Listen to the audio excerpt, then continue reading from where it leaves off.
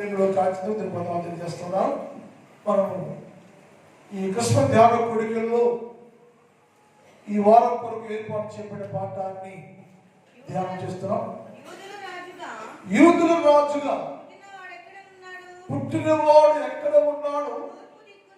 తూర్పు దిక్కున మేము ఆయన నక్షత్రం చూచి ఆయనను పూజించవచ్చుమని చెప్పి ఈ వాక్యంలో మనం ధ్యానం చేస్తున్నాం.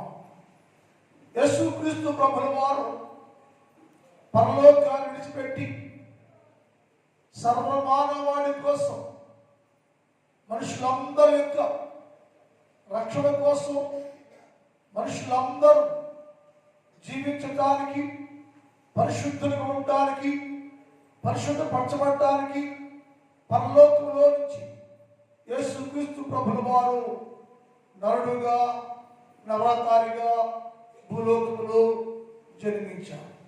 దీన్ని ప్రతి ఏటా మనం ఈ పండుగ ఆచరిస్తున్నాం. ఎందుకు ఈ పండుగ చేస్తున్నామంటే మా దేవుడు మా కోసమే దిగి వచ్చాడు. ఎలా? బైబిల్ చాలా మాట్లాడుంటే ఎలాగనగా మన శిశువు పుట్టాడని. శిశువు పుట్టాడంటే నరుడుగా జన్మించాడు అని. ఎలాగనగా మన కుమారుడు గ్రహించబడని.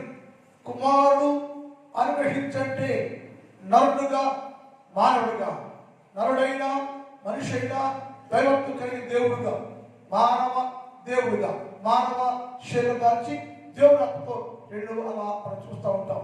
కానీ ఇక్కడ ఏమంటే ఆకాశంలో నక్షత్రం ఉదయించింది. ఆయన నక్షత్రం, ఆయన నక్షత్రంగా పరలోకంలోంచి దిగొచ్చాడా? ఆయన నక్షత్రం మనుషులంతా ఏం చేస్తుంది?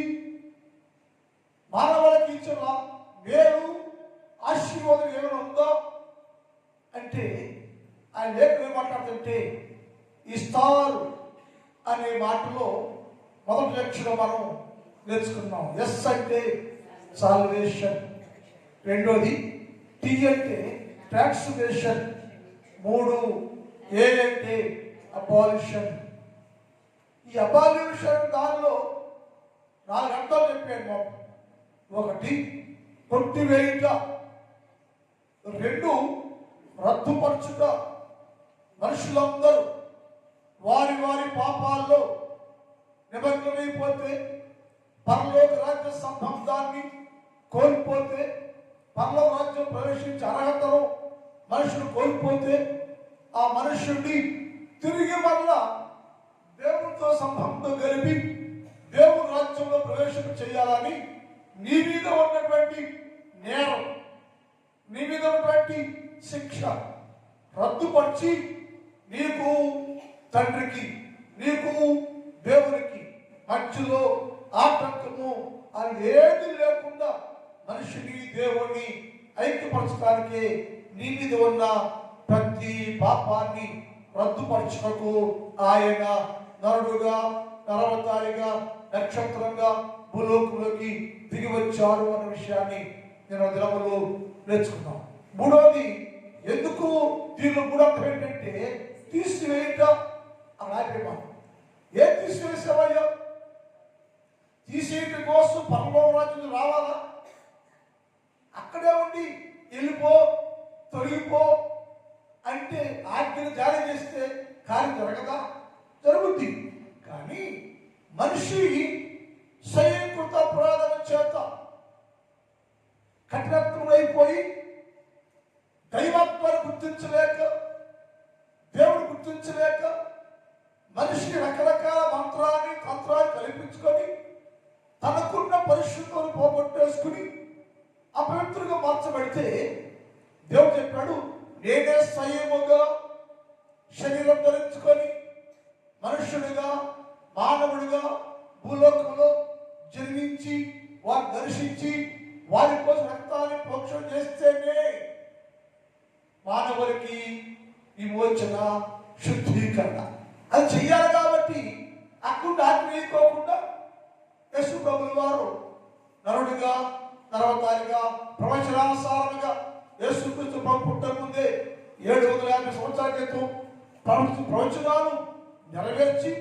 ఆయన దిగొచ్చి అందరి జీవితాల్లో గొప్ప పండుగను సంతోషాన్ని కలుగు చేయడానికి దిగి వచ్చాడు. తీసివేస్తానని చెప్పాడు కదా. ఈ మాట ఎప్పుడు చెప్పాడు?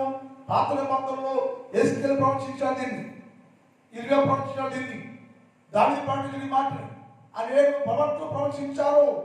ఏమంటే నువ్వు తీసివేయకపోతే ఎప్పటికీ మేము పరిశుద్ధం కాలేమయ్యో కనుక మా దేవ మమ్మల్ని దర్శించి మాలో ఉన్న ప్రతి దాన్ని తీసివేయమని ప్రార్థన చేశారు భక్తులు. అందుకోసం యేసు ప్రభువు వారు నీలో ఉన్న ప్రతి దాన్ని తీసివేయడానికి దిగి వచ్చారని ఉదయం నేర్చుకున్నాం. ఏం చెప్పిన అక్కడ చూద్దాం. ఇది యేసు గ్రంథం 11:19. వారు నా కట్టడము నా విధులను అనుసరించి గైకొన్నట్లు నేను వారి శరీరంలో నుంచి, ఇప్పుడు మనిషి శరీరంలో ఏముంది? రాతి గుండె ఉంది. మనిషి శరీరంలో నుండి రాతి గుండె కలిగినందువల్ల ఎన్ని సంవత్సరాలు సువార్త ప్రకటించిన వాక్యాన్ని చెప్పిన అనగా మనం యేసు ప్రభు పుట్టే 2020 సంవత్సరాలు అయిపోయింది. అప్పటి నుంచి సువార్త ప్రకటన చేస్తాం. ప్రతి ఏటా మనం యేసు పుట్టాడు, జన్మించాడు అని చెప్పుకుంటున్నాం. కానీ ఏ జీవితంలో కూడా పరిపూర్ణత లేకుండా యేసు క్రీస్తు ప్రభు నాలో పుట్టాడు, లేక నక్షత్రం నాలో ఉదయించింది, నేను నక్షత్రంలో ఉంటున్నాను, నేను నక్షత్రంలో బతుకుతున్నాను నేను అని చెప్పే సాక్షి జీవితాలు మానవ లోకములో లేవు. అందుకు కారణం ఏంటంటే మనుషులు శరీరంలో ఏముందంట? మన శరీరం నుంచి రాతి గుండెను తీసివేస్తారయ్యా అని చెప్పాడు. ఈ రాతి గుండె రాతిగా ఉండడం వల్ల, రాతి గుండె పడడం వల్ల విలువైన సందేశాలు, ఆరోగ్యకరమైన లేఖన భాగాలు ఎన్ని బోధించినా ఎన్ని చెప్పినా మనిషి అలాగే ఉన్నాడు. యేసుక్రీస్తు ప్రభుల వారే స్వయంగా దిగొచ్చి శ్రీలంకలో వచ్చి మన మధ్య నివసించాడు. గొప్ప సత్య సంపూర్ణంగా ఆయన మన మధ్య నివసించాడు. వెలుగు లోకములకు వచ్చాడు కానీ లోకము దానిని గ్రహించక ఉండెను. ఎందుకంటే ఆ హృదయము బండైపోయింది, హృదయము కఠినంగా ఉంది, రాయిలాగా మారిపోయింది. ఎన్ని శ్రేష్టమైన సంగతులు, శ్రేష్టమైన లేఖనాలు బోధిస్తున్నా కానీ ఏ మనిషి హృదయము పగలేదుగా లేదు, బండగా ఉండిపోయింది. అందుకని నేను స్వయంగా వచ్చి రాత్రి గుండెను తీసివేస్తానయ్యో, రాత్రి గుండె తీసేస్తాను నేను. ఎందుకయ్యా రాత్రి గుండె ఏంటంటే బయలు ఏంటంటే అందరూ ఉప్మాన్ చెప్పాడు, కొన్ని మన్ను లేని రాత్రి నీళ్ళ పడేను, కొన్ని మన్నులు లేని రాత్రి నీళ్ళ పడింది. అక్కడ మన్ను లేదు, అంత రాయే ఉంది. మన్నే లేదు, అంత రాయే ఉన్నందువల్ల 100 ఏళ్ళు అయిపోయినా 200 ఏళ్ళు అయిపోయినా మానవుడు పాపిగానే ఉన్నాడు. ఆ పాపి పవిత్రులు చేయాలని చేసే ఉద్దేశం. పరిశుద్ధులు కనుక ఆ పాపిలో ఉన్నటువంటి రాత్రి తీసేసి శుద్ధీకరించి పవిత్రపరచాలనేది ఉద్దేశం. ఏంటో చెప్పంట, రాత్రులను తీసివేసి మాంసం గుండెనిచ్చి వారికి ఏక మనసు కలగాలి. ఈ విషయం రాత్రి ఏక మనసు కావాలి మనిషికి. ఏకాత్మతో దేవుడిని సేవించాలి మనం, ఏక మనసుతో దేవుడిని సేవించాలి మనం. కన్యమరియమ్మ ఇంటిలో ఏక మనసు కలిగి ప్రార్థన చేస్తున్నప్పుడు, ఏకాత్మ కలిగి ఉన్నప్పుడు ఆత్మ దేవుడు దర్శించాడని లేఖనాల్లో ఉంది. ఒకే మనసు కలిగి ఉండాలి. ఆదిమ సంఘం అపోస్తలులు ఏక మనసు కలిగి ప్రార్థన చేస్తుంటే ఆత్మదేవుడు వారిలోకి సంచరించాడు, రాజను అగ్ని నాలుగుతో విభజించబడి వారితో మాట్లాడారు రాయబడి ఉంది. అంటే ఒక మనిషి యేసుక్రీస్తు నక్షత్రంలాగా మార్చబడడానికి, యేసుక్రీస్తు ప్రభువులాగా మార్చబడడానికి ఎంతో ప్రయాసతోటి నీ కొరకు దిగి వచ్చిన యేసుక్రీస్తు ప్రభువు లాగా ఉండాలంటే లోపల నమస్సు గుండె కలిగి మనిషిలాగా మారి ఏక మనసు కలిగిన వారుగా నీవు ఉండాలి. ఏక మనసు లేకపోతే రెండు మనసులు కలిగి ఉంటే, విమర్శలుగా ఉంటే, లోకంతోనే ఉండి పాపంతోనే ఉండి గుళ్ళోనే ఉండి ఇలా రెండు మనసులతోటి యేసుక్రీస్తు ప్రభు యొక్క జన్మదిన వేడుకలు జరిగిస్తూ ఉంటే, జన్మదిన వేడుకలో పాల్గొంటూ ఉంటే వస్తావు, కూర్చుంటావు, అందులో ఉంటున్నావు, ఇందులో ఉంటున్నావు. అందుకని ఏకత్వం లేదు మనకి. యేసయ్య కోరేదంటే ప్రతి మనిషికి ఏక మనసు కావాలి. రెండు స్వభావాలు, రెండు మనసులు ఉండకూడదు. అది తీసివేయడానికి వచ్చాను నేను, తీసివేస్తానని యేసు ప్రభుల వారు నీలో ఉన్న రాతి గుండెను తీసివేసి మనసు గుడ్డిచ్చి వారికి అందరి మీద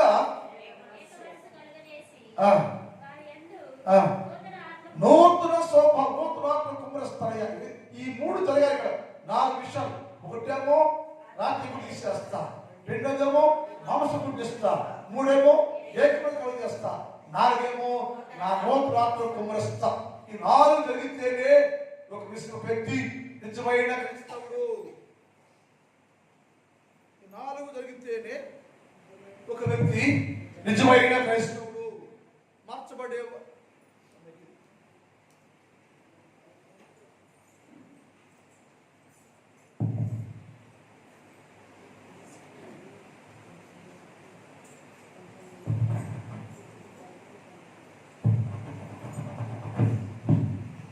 నిజమైన క్రైస్తవుడు మార్చబడేది.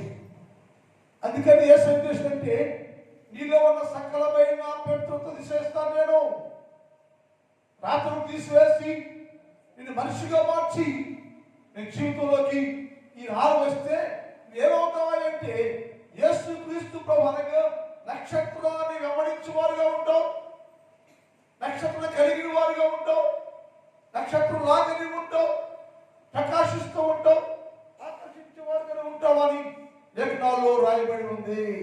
బైబిల్ ఆ కింద ఒక మాట అని ఏమంటాడు అక్కడ, నేను మీ దేవుడిగా ఉంటాను. ఎప్పుడు ఇప్పుడు ఇప్పుడు మన జల్లువేనా? ఇప్పుడు మన దేవుడు జల్లువేనా? ఇప్పుడు మన దేవుడు జల్లుగా ఉన్నామా? ఇప్పుడు దేవుడు జల్లు కుమార్తెనయ్యా చెప్పగలవా? చెప్పలేవు. ఎందుకయ్యా అంటే రెండు స్వభావాలు, రెండు మనసు, లోకంతో సంబంధం, పాపంతో సంబంధం, ఆచారంగా అడ్డబెట్టుకుంటున్నాం మనం. అని వేసే అన్నాడు, ఇప్పుడు ఇక్కడ నుంచి మీరు ఏమంట ఎప్పుడంటే రాత్రి కూడా తీసివేయబడి మాంసమును వచ్చి ఏక మనసు కలిగి కొత్త ఆత్మతో వస్తే నీకు నాకు కూడా సంబంధం ఏంటంటే నేను పరలోకంలో నుంచి భూలోకానికి దిగి వచ్చాను కదా. వచ్చినాక ఈ 4 జరిగితే నీకు నాకు సంబంధం అంటే మీరు నా జల్లుగా ఉంటారు, నేను వారి దేవుడిగా ఉంటా. నేను దేవుడిగా ఉండాలంటే, నా కుమార్తె ఉండాలంటే, నా కుమారుడిగా ఉండాలంటే పరలోకంలో దిగి వచ్చాను నేను అది గ్రహించాలి. యేసు ప్రభువు వారు పశురూపంలో పుట్టాడు, పాట పాడుతాం మనం. పశురూపానికి ఆహ్వానించిన ఆయన్ని నక్షత్రం ఆకాశం పుడితే అది లోకాన్ని ఆకర్షించేసింది.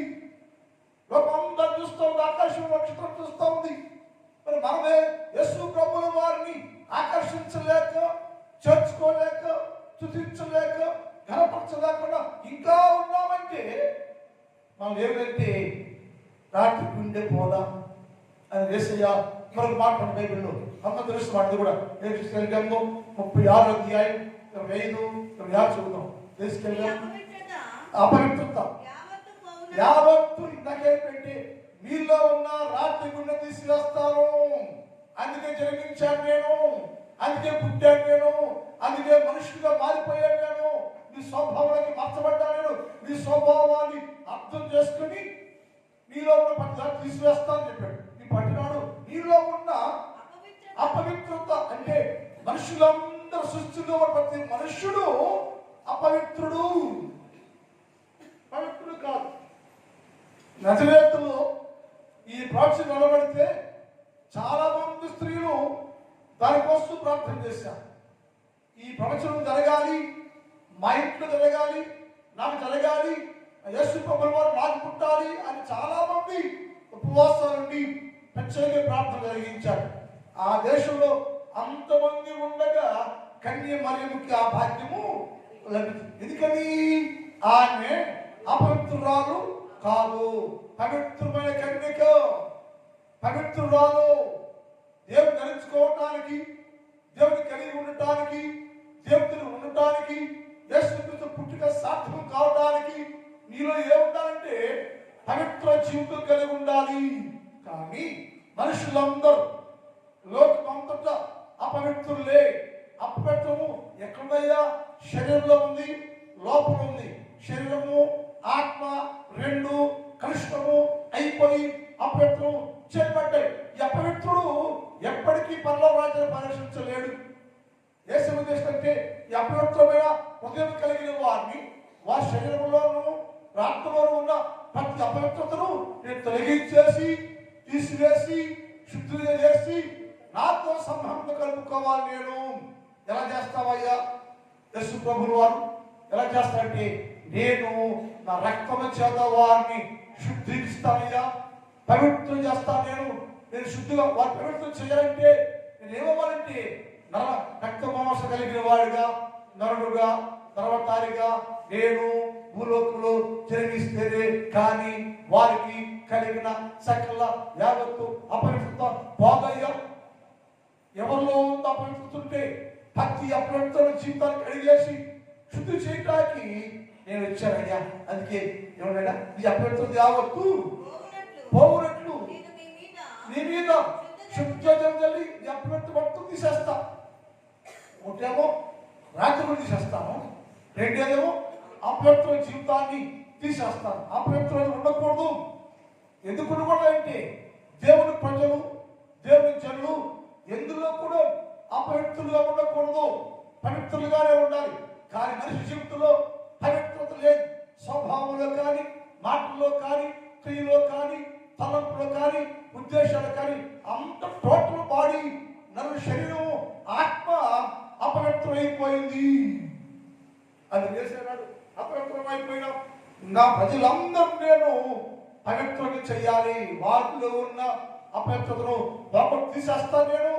నేను తీసేయకపోతే ఎప్పటికీ మనుషుడు పవిత్రుడు కాలేడు. అందుకని నేనే శరీరాకాలకు మార్చబడి నరుడుగా జన్మించి భూలోకంలోకి వచ్చి మీరు కలిగి ఉన్న సకలమైన అపవిత్రతను తీసివేసి పారవేసి శుద్ధం చేస్తున్నాకే నేను పుట్టానయ్యా అని చెప్పాడు. అందుకని మనం ఏం చేయాలంటే ఈ పండుగ ఎందుకోసం అంటే మనం ఆలోచించేయాలి. అయ్యా, నా శరీరము, నా హృదయము, నా ఆత్మ నేను చేసే పనుల వల్ల అపవిత్రం అయిపోయిందయ్యా. నా కోసమే మీరు మనుష్యాకాలకు మార్చబడి పరలోకపై విడిచిపెట్టేసి నరుడుగా, తర్వాతారిగా, పశువుల పాకలో నా కోసమే పుట్టావయ్యా, నక్షత్రంగా ఉదయించవయ్యా. నాలో రా ప్రభా, నాలో ఉన్న ప్రతి అపవిత్రమైన దానిని తీసివేయ్యా అని ప్రార్థించాడు. ఒక మనిషి వేళ ఎక్కడైనా అప్పట్లో అయిపోయిందని అంటే రుజువు కోసం మాట చెప్పండి. 2వ కొరింథీ పత్రిక 7వ అధ్యాయం 1వ వచనం 5 చూడు. 2వ కొరింథీ 7:1. మనకి ప్రారంభించి వాగ్దానం ఉంది. ఎందుకు వాగ్దానం అంటే యేసు ప్రభువు వారు జన్మిస్తాడు, పుడతాడు, ఆయన పరిశుభ్రం చేస్తాడు అని వాగ్దానం అనుకున్నది. దేవుని భయముతో పరిశుద్ధతను సంపూర్ణం చేసుకుని శరీరానికి ఆత్మకు కలిగిన సమస్తమైన కల్మషం, సమస్త శరీరం పాడైపోయింది, ఆత్మ పాడైపోయింది, శుద్ధీకరణ మనుషులు లేదు. లేకపోతే కారణం ఏంటయ్యా? ఎవరు పాడు చేస్తారా? ఎవరు పాడు చేస్తారు? ఎవరు పాడు చేయాల? నీకు నీవుగా స్వయం కృతాపరాధము చేత నీకు కలిగిన అపవిత్రతను అనగా శరీరాన్ని, హృదయాన్ని, మనస్సును, ఆత్మను నీవే పాడు చేసి అపవిత్ర అయిపోతే దానిని శుద్ధిపరిచి, పవిత్రపరిచి, పరిశుద్ధపరిచి, శుద్ధం చేయడానికి యేసుక్రీస్తు ప్రభువు వారు నక్షత్రములాగా వచ్చారు. నీలో ప్రవేశిస్తే, ప్రకాశిస్తే, నీ జీవితం మార్చబడితే, నువ్వు పవిత్రం చేయడానికి యేసుక్రీస్తు ప్రభుల వారు లోకంలో దిగి వచ్చాడని లేఖనాలు తెలియజేస్తాం. కనుక దేవుని పిల్లలారా ఉదయ కాలంలో ఏం చేయాలంటే దేవుని దగ్గర పాలిష్ అనగా నీవు దేవుని చేత నీలో ఉన్న వాటిని తీసివేసుకోవాలి. ఆయన తీసుకోవద్దు, నువ్వు తీసేసుకోవద్దు, ఆయన తీసేస్తాడంట.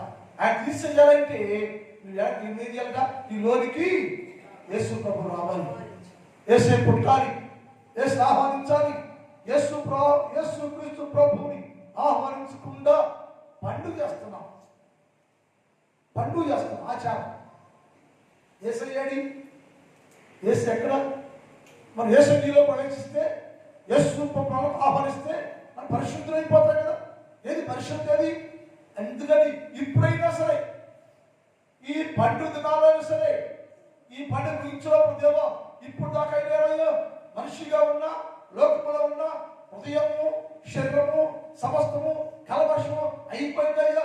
నా కోసం నీకు వచ్చిన యేసయ్యా, నా కోసం యేసయ్యా, నాలో ఉన్న సకల అపవిత్రతను తీసివేసి పవిత్రంగా చేయ్యా అని ప్రార్థన చేస్తే నా దేవుడిను ఇప్పుడే నీ జీవితంలో ఉన్న రాజ్యం తీసేసి మాంసపు ఇచ్చి శుద్ధీకరించి నిన్ను పవిత్రం చేసే అవకాశం ఉంటుందని ఈ వాక్యం. చివరిగా 4వ భాగం ఏంటంటే నిన్ను నీలో ఉన్న వాటిని తుడిచివేస్తా. తీసివేయటం వేరు, తుడిచివేయటం వేరు. ఒకటేమో కొట్టివేయటం, రెండేమో రద్దుపరచుట, మూడేమో తీసివేయటం, నాలుగేమో తుడిచివేయటం. ఏం తుడుస్తావా నువ్వు మమ్మల్ని? గొడవ తుడుతావా అని చేసేనాడు. యోధావారి పాపములు ఇనుప గంటతోటి రాయబడి ఉన్నవి. అంటే నీ ప్రతి పాపాన్ని దేవుడు రాశాట గ్రంథంలో. నీ ప్రతి పాపము లిఖితం చేయబడింది, నీ ప్రతి పాపము రాయబడింది. నేను పాపం చేయవయ్యా, నేను పాపిని కాదయా అంటే వీలు లేదు. నువ్వు చేసే ప్రతి పని లిఖితము చేయబడింది అని అన్నాడు. యోధావారి పాపాన్ని శిరతో కాకుండా ఇనుప గంటతో రాశాను, నేను స్ట్రాంగ్ చేసా. అది పోవాలి, అది తుడిసేయాలి. రాసిన దాన్ని తుడిసేయాలి. ఎలా తుడిసేస్తావయ్యా? ఎలా పోయింది? నీళ్ళు పెట్టా, గుడ్డ పెట్టా, ఎంత తుడిసినది పోవాలి. అది పోవాలంటే పవిత్ర రక్తం కావాలి, పవిత్ర రక్తం కావాలి. అందుకని యోధావారి పాపాలు రాయబడ్డాయి, మన పాపాలు కూడా రాయబడ్డాయి. మరి మన పాపాలు, వారి పాపాలు తీసేయబడి తుడిచేయాలంటే తుడిచేయడానికి యేసుక్రీస్తు ప్రభువు పని కట్టుకుని పడాలి పద్ధతిలో భూలోకి వచ్చాడు. ఆయన ఎందుకయ్యో వచ్చావయ్యో, ఎందుకు పుట్టావయ్యో నా కోసం అంటే నీ పాపములు తుడిచివేయటానికి. తుడిచేస్తాను నేను తప్ప ఎవరు నీ పాపములు తుడిచివేసే అవకాశం లేదు. నేను తుడిచేస్తేనే, నేను కడిగేస్తేనే, తుడిస్తేనే నీవు నా రాజ్యంలో నీకు నాకు సంబంధం ఉంటుంది. అపోస్తలుల కార్యాలు 3వ అధ్యాయం 19-20 చదువుతాం. అపోస్తలుల కార్యాలు. విశ్రాంతి కాలంలో వచ్చినట్లు మీ కొరకు నియమించిన క్రీస్తు యేసు ఆయన పంపినట్లు మీ పాపమును తుడిచివేయ. ఆ క్రీస్తు యేసు మీ కోసం పంపబడ్డాడు. యేసుక్రీస్తు ప్రభువు నీకు దిగొచ్చాడు, నీకోసం పుట్టాడు. ఎందుకయ్యా అంటే ఏంటంటే మీ పాపములు చదువు, మీ పాపములు తుడిచివేయబడు నిమిత్తం. ఎందుకయ్యా దిగొచ్చావు నీవు? ఎందుకయ్యా పుట్టావు నీవు అంటే నీ పాపములు ఇనుప గంటతో రాయబడ్డాయి. అది శుద్ధి చేయబడలేదు. ఆ పాపాలు శుద్ధి చేయబడాలి. నేను అందుకే నేను వచ్చావు నీకోసం, నీ పాపం కోసం. నీ పాప భక్తులను తుడిచేస్తావు. తుడిచేస్తేనే నిత్యరాజ్యానికి హక్కు, సంబంధం కలిగి ఉంటావు నీవు. అందుకని యేసు ప్రభు ఎందుకు పంపాడంటే నీ పాపములు తుడిచివేయబడి నిమిత్తము. ఇప్పుడు నువ్వు మారు మనసు పొందాలి. తుడిచేయాలంటే ఏం కావాలి నీకు? మారు మనసు పొంది తిరగాలంట. వచ్చాను ఎందుకు నువ్వు నీకు నీ పాపాన్ని తుడిచివేస్తా వచ్చి నేను నీ ముందుకు వచ్చేసా. ఎలా నక్షత్రంగా వచ్చావు, వాక్యంగా వచ్చావు, కృపాసన సంపూర్ణంగా వచ్చావు. నువ్వేం చేయాలంటే నా తట్టు తిరగాలను, యేసు తట్టు తిరగాలను. అప్పుడు నీకు మారు మనసు వచ్చింది. నీ యొక్క పాపాలని రాయబడ్డ పాపాలు తుడిచివేయబడతాయి. పాపాలు కడగకుండా, తుడిచివేయబడకుండా, తీసేయబడకుండా ఎప్పటికీ నువ్వు పరిశుద్ధులు కాలేవు. గ్రహించాలి. మనము విశ్వాసమయ్యా అని చెప్పుకుంటాం, మనం భక్తులమయ్యా అని చెప్పుకుంటాం, మన పరిశుద్ధ సంఘమయ్యా అని చెప్పుకుంటాం. అయితే ఇది పోకుండా కడగబడకుండా, పొడవబడకుండా, తీసివేయబడుకోకుండా ఎప్పటికీ పరిశుద్ధం కాలేవు. అందుకని ఇప్పుడేం చేయాలంటే పరిశుద్ధ సంఘంగా, పరిశుద్ధ వ్యక్తిగా మార్చబడటానికి, ఆయన్ని పాపములు తుడిచివేయటానికి నేను వచ్చాను. ఒకటేమో పాపాన్ని తుడిచేస్తాట, రెండేమో ప్రామిసర్ నోట్ ఉందంట. నీకు నోటు రాశాడు, సాతాను రాసే మనిషి సాతాను నోటు రాశాడు. తన రుణపత్రం ఉంది బైబిల్. రుణపత్రము తుడిచివేస్తాట.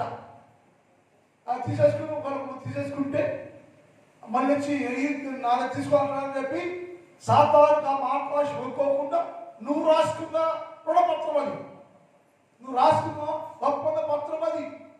దాన్ని నేను రద్దుపరుస్తాను, కొట్టేస్తాను, తీసేస్తాను. అంతేకాకుండా అది ఎప్పుడు కనపడుకోకుండా తుడిచేస్తాను నేను. కొలస్సీ పత్రిక 2వ అధ్యాయం 13 చదువుతాం. కొలస్సీ పత్రిక 2వ అధ్యాయం 13. మరియు అపరాధములను శరీరమందు సున్నతి పొందక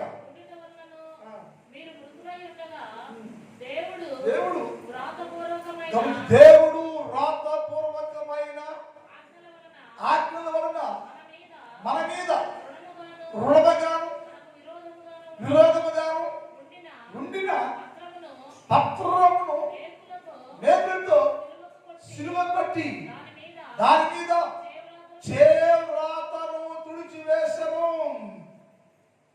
రుణపత్రం ఉంది దగ్గర, నీకు శాతమధ్యం, నీకు శాతాన్ని రాసుకుంటే నీతోనే ఉంటాను నేను, నీ దగ్గరే ఉంటాను నేను, గుడికి వెళ్తా ఉంటాను, వస్తా ఉంటాను, మళ్ళీ పనులు చేస్తూ ఉంటాను రాసుకున్నావు నీవు.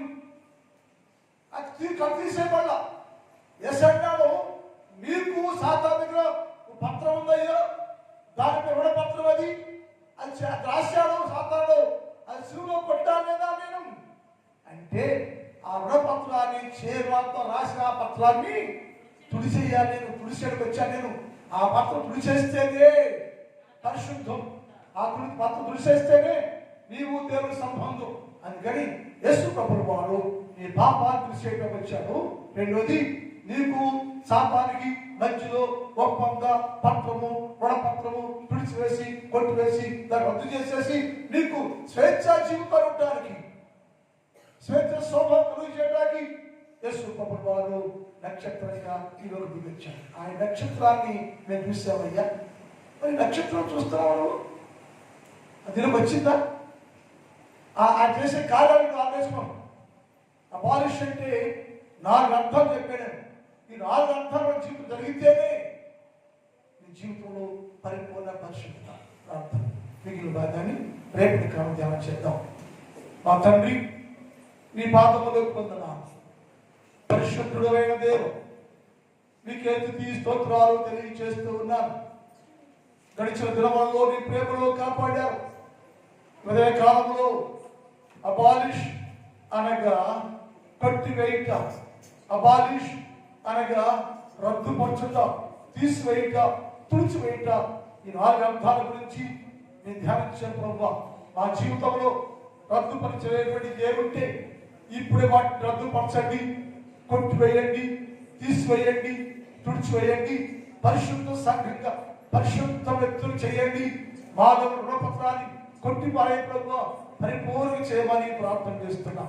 ఉదయ కాలంలో ఈ జన్మదిన వేడుకలో మేము అందరూ ధ్యానిస్తున్నాం. ప్రభువా, మా అందరి జీవితాలను జరిగించండి, మా కుటుంబాలు జరిగించండి. మాకు కావాలి సయ్యో, మాకు అవసరం సయ్యో. మాకు దిగి వచ్చావయ్యో కనుక మాలో ఉండమని ప్రార్థన చేస్తున్నాను. నా సంఘాన్ని బట్టి ప్రార్థన చేస్తున్నాం. నా సంఘాన్ని దీవించండి, ఆశీర్వదించండి, అభిషేకించండి. నా సంఘంలో ఉన్న ప్రతి కుటుంబాన్ని మీరు దీవించండి.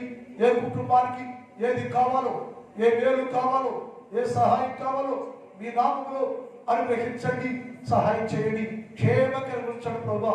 వ్యవసాయం చేస్తున్న రైతులందరి కోసం ప్రార్థన చేస్తున్న వాతావరణాన్ని మీరు స్వాధీనించుకొని ప్రతి వ్యక్తి నామలో సంతోషించినట్లుగా గొప్ప కార్యాలు జరిగించమని ప్రార్థన చేస్తున్నాం తండ్రి. అలాగే అయ్యా కష్టపడి పరిపాలన చేస్తున్న అందరికీ మంచి ఆరోగ్యం ఇవ్వండి, బలాన్ని ఇవ్వండి, శక్తి నుండి నికుపాక్షేమాలతో ఇవ్వండి. ఎవరికి ఏది కావాలో సమస్తం సిద్ధపరిచి రోజంతా మీ నామములో కాచి కాపాడి భద్రపరచమని యేసు వారి పరిశుద్ధ నామములు ప్రార్థిస్తున్నాం తండ్రి. 16